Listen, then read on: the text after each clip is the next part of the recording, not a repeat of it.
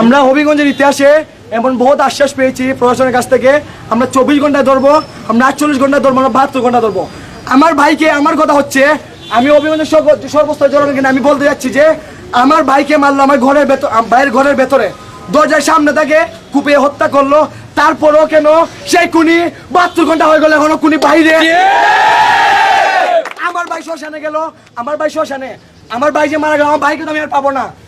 আমার ভাই আমাকে প্রতি রাত্রে আমাকে এসে বলতো, আমি বলি আমার ভাই প্রতি রাত্রে আমাকে এসে বলতো, ভাই কই আসেন আড্ডা দেই, ভাই পাড়ায় তো বাতাস আসে। আমার ভাই এই কথাটা আমাকে কোনো সময় বলবে না। আমি আর কখনো জনির মুখ থেকে শুনতে পারবো না, নাজিম দাদা তুমি কোথায়। আমার ভাই মারা যাওয়ার আগে শেষ কথা ছিল, আমার ভাইয়ের শেষ কথা ছিল, ভাই তুমি চুরকে চাইলো না, কিন্তু আমরা চুরকে ধরতে পারি নাই।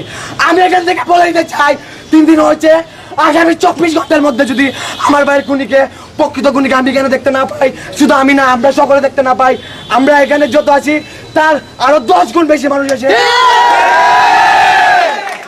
আমরা কোনো মানুষের জনসাধারণের গতি করবো না, আমরা ব্লকেট করবো।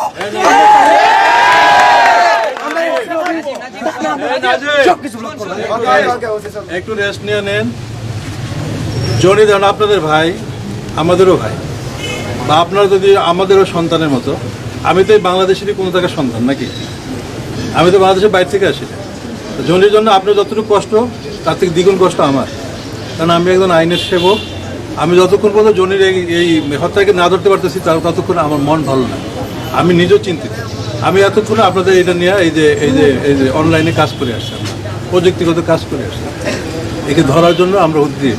হয়তো যে কোনো সময় হয়তো 24 ঘন্টা নাও লাগতে পারে, দেখা গেলো 2 ঘন্টার মধ্যে পাইতে পারে, বা 3 ঘন্টার মধ্যে পাইতে পারে, আবার হয়তো দেখা গেলো 48 ঘন্টা লাগতে পারে। এটা কিছু না। যেহেতু জনি মারা গেছে তাকে তো আমরা ফিরিয়ে দিতে পারবো না বাবা মার কাছে, তার জন্য আশীর্বাদ করবো আর তার হত্যাকারীকে আইনের আওতায় এনে বিচারের ব্যবস্থা করবো, এতটুকুই আমি আশ্বাস দিলাম আপনাদের। ঠিক আছে, আপনারা যদি আমাদের দোয়া করেন আর একটু হেল্প করেন, খেলে আর কিছু না।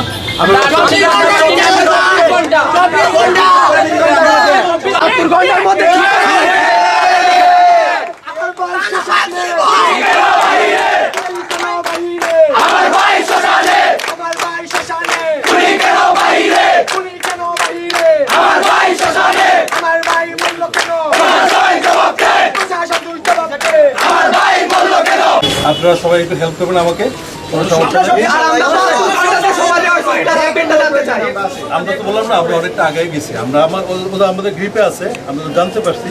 আমরা বারবার ওর বাসা, আপনি তো জান নাই, আমরা কালকে যে বিভিন্ন ছবি দেখাচ্ছি, ওনারা একটা আইডেন্টিফাই করছে, কেউ বলতে কে বলে এটার মধ্যে আছি, আজকেও যাবো আবার ছবি নিয়ে। যদি ওরা যদি এটা 100 মিলে যায়, ওই বাসায় ওর বাবা তো আজকেও আসছিল আমার কাছে, তারা বলছে তারা খুব লিস্ট, কোনো সমস্যা নাই ইনশাল্লাহ। 24 বলছেন তো 24 রাখলাম, অসুবিধা নাই, ইনশাল্লাহ হয়ে যাবে। ঠিক আছে,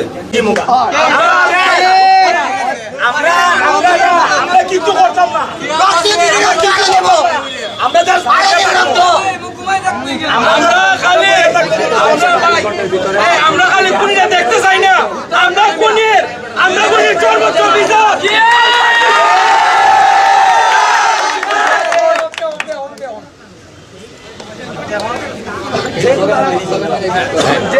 যেহেতু তারা আমাদেরকে আশ্বাস দিয়েছে, আমরা 24টা ঘন্টা ধৈর্য ধরি এবং পরবর্তী কার্যক্রম আপনাদেরকে বলে দেওয়া লাগবে না।